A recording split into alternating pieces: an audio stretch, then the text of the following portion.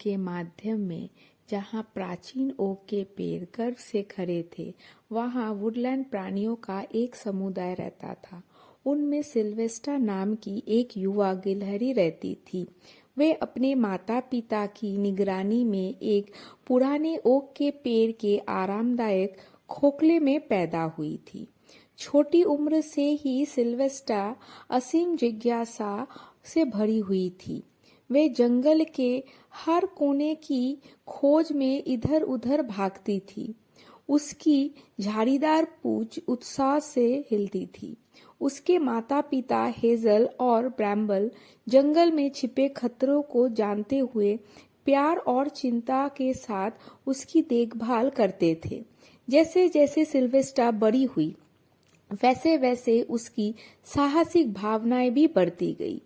वह अक्सर प्राचीन पेड़ों की फुसफुसाहट से निर्देशित होकर जंगलों में गहराई तक जाती थी। ये फुसफुसाहटें एक ऐसी भाषा जो केवल जंगल के प्राणी के लिए जानी जाती है, छुपे हुए चमत्कारों और अनकहे रहस्यों के बारे में बात करती थी। एक दिन फर्न के बीच घूमते हुए सिल्वेस्टा ने एक अजीब सी फुसफुसाहट सुनी।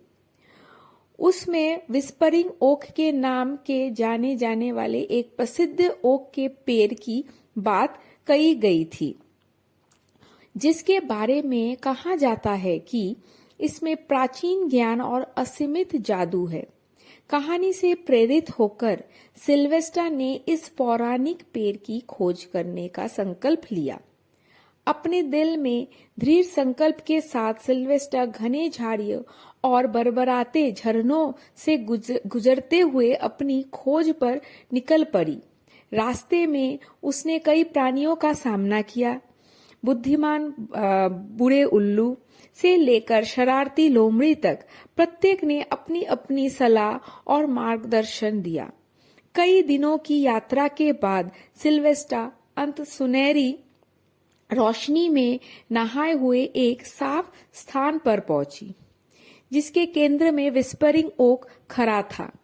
इसकी विशाल शाखाएं स्वर्ग की ओर जा रही थी। जैसे ही सिल्वेस्टा पास आई, उसे अपने ऊपर श्रद्धा की भावना महसूस हुई, क्योंकि वह जानती थी कि वह वास्तव में किसी असाधारण चीज की उपस्थिति में थी। लेकिन विस्परिंग ओक के पास आसानी से नहीं पहुंचा जा सकता था। इसमें उन सभी का परीक्षण किया जिन्होंने उसके ज्ञान की खोज की थी।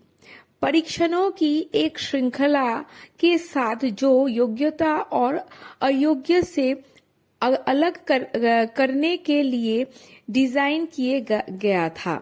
निडर होकर सिल्वेस्टा ने साहस और दृढ़ संकल्प के साथ प्रत्येक चुनौती का सामना किया। पहले परीक्षण ताकत का था। सिल्वेस्टा को सबसे ऊंचा शाखा और पर चढ़ना पड़ा और गिरे बिना एक बालूद का फल प्राप्त करना था। फुर्तीले पैरों और स्थिर नसों के साथ वे शक्तिशाली ओक पर चढ़ गई। हर कदम पर उसका दिल धड़क रहा था। पर वे वहां शिखर पर पहुंची तो उसने विजय चीख के साथ बालूद का फल उसके स्थान से तोड़ लिया। दूसरी परीक्षण ज्ञान का था। सिल्वेस्टा की ओक की प्राचीन आत्मा द्वारा उत्पन्न एक पहेली का उत्तर देना था। मैं बिना मुंह के बोलता हूँ और मैं बिना कानों के सुनता हूँ। मेरे पास कोई शरीर नहीं है, लेकिन मैं हवा के साथ जीवित हो जाता हूँ। मैं क्या हूँ? काफी चिंतन के बाद सिल्वेस्टा ने उत्तर दिया, एक प्रतिध्वनि। और इसके साथ ही उसका दूसरा ट्रायल भी पास हुआ। अंतिम परीक्षा साहस की थी। सिल्वेस्टा को अपने गहरे डर के सामने करना पड़ा और अपने दिल के भीतर बसे अंधेरे का सामना करना पड़ा। अपनी आंखों में आंसू और आवाज में कांप के साथ उसने अपनी आत्मा को विस्परिंग ओक के सामने प्रकट किया और अपने संदेह और असुरक्षाओं को उजागर किया। और असुरक्षा के उस क्षण में उसे अपने डर पर काबू पाने की ताकत मिली। परीक्षणों को पारित करने के बाद सिल्वेस्टा को विस्परिंग ओक की प्राचीन भावनाओं के साथ एक दर्शक की अनुमति दी गई। उसने उससे शरारती पत्तियों जैसे कोमल आवाज में बात की, अपना ज्ञान और मार्गदर्शन दिया। जंगल के बच्चे, इसमें कहा गया, तुमने अपनी खोज में बहुत साहस और दृढ़ संकल्प दिखाया है, लेकिन याद रखे, सच्चा ज्ञान खोज में नहीं बल्कि साझा करने में ही निहित है। आगे बढ़े और जो ज्ञान आपने प्राप्त की है उसे फैलाए। सबसे बड़ा उपहार वह है जो मुफ्त में दिया जाता है। कृतज्ञ हृदय के साथ सिल्वेस्टा ने विस्परिंग ओक को अलविदा कहा और अपने घर की यात्रा शुरू की। रास्ते में उसने अपने द्वारा सीखे गए सबकों को सबसे छोटे चूहे से लेकर सबसे शक्तिशाली हिरन तक सुनने वाले सभी लोगों के साथ साझा किया।